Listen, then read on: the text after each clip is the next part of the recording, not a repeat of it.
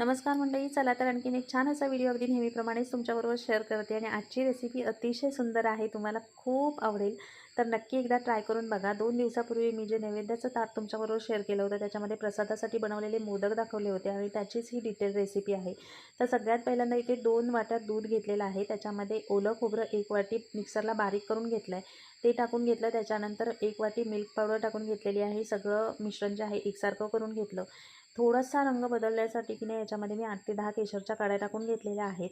इथे food colour वापरला तरीही चालतो. कलर त्यानेही छान येतो. पण मी पूर्ण रेसिपीमध्ये फक्त केशरच्या काड्याच वापरून हे जे मोदक आहेत ते बनवलेले आहेत. त्याच्यानंतर 2 वाट्या दूध घेतलं आहे, तर मी 1 वाटी साखर घेतलेली आहे इथे. आणि ह्याच्यामध्येच 2 चमचे जी दुधावरची मलई असते फ्रेश क्रीम ती मी टाकून घेतलेली आहे. एवढंच साहित्य आहे. सुरुवातीला जेवढं आपण टाकलेलं आहे तेवढ्याच साहित्यामध्ये मोदक बनतात. आणि ह्याच्यानंतर आपल्याला थोडीशी वेलची पूड टाकून व्यवस्थित असं ते मिश्रण आहे ते एकसारखं ढवळून घ्यायचं आहे. नॉनस्टिक पॅनमध्ये बनवलं तर खालून जळण्याची शक्यता खूप कमी असते आणि हे जे मिश्रण आहे ते सतत ढवळूनच एकसारखं असं त्याचा गोळा बनवून घ्यावा लागतो. थोडीशी मेहनत घ्यावी लागते, पण बाप्पांसाठी एवढा छान पदार्थ आपण बनवणार तर त्याच्यासाठी एवढी मेहनत तर म्हणजे काहीच नाही. तर सगळ्यात शेवटी की ह्याच्यामध्ये 1 चमचा तूप टाकून हे मिश्रण जे आहे ते काढून घ्यायचे एका डिशमध्ये. आणि एवढंच काम आहे या मोदकांचं. ह्याच्यानंतरची जी कृती आहे ती अतिशय सोपी आहे. मोल्डमध्ये फक्त तुपाचा हात लावून घ्यायचा आणि त्याच्यामध्ये सारण भरून मोदक अगदी तयार आपल्या हातात निघून येतो. कारण हे जे मोदक आहेत यांना काय हाताने वळवावं लागत नाही किंवा कळ्या बांधाव्या लागत नाहीत. त्याच्यामुळे याच्यानंतरची जी कृती आहे ती अतिशय सोपी आहे.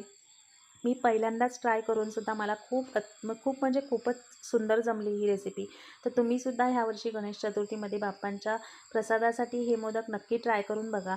आणि ह्याच्या सजावटीसाठी की नाही मी पिस्ता आणि केशर वापरून ह्याची सजावट केली होती आणि थोडासा वर्क पेपरसुद्धा लावला होता. तर खूप छान दिसत होते. थोड्याशा मिश्रणाचे मी मोदक बनवले आणि थोड्याशा मिश्रणाची मिठाईसुद्धा बनवली होती. आणि आपल्याला पाहिजे त्या पद्धतीने आपण शेप देऊन मिठाई किंवा पेढा किंवा मग मोदकसुद्धा बनवू शकतो. पण ह्याची चव अप्रतिम होती. नक्की ह्यावर्षी ट्राय करून बघा.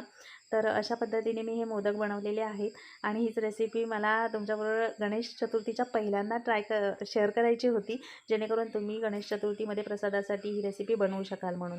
तर आजचा व्हिडिओ कसा वाटला नक्की कमेंट करून सांगा आणि व्हिडिओ आवडला असेल तर लाईक, शेअर अँड सबस्क्राईब.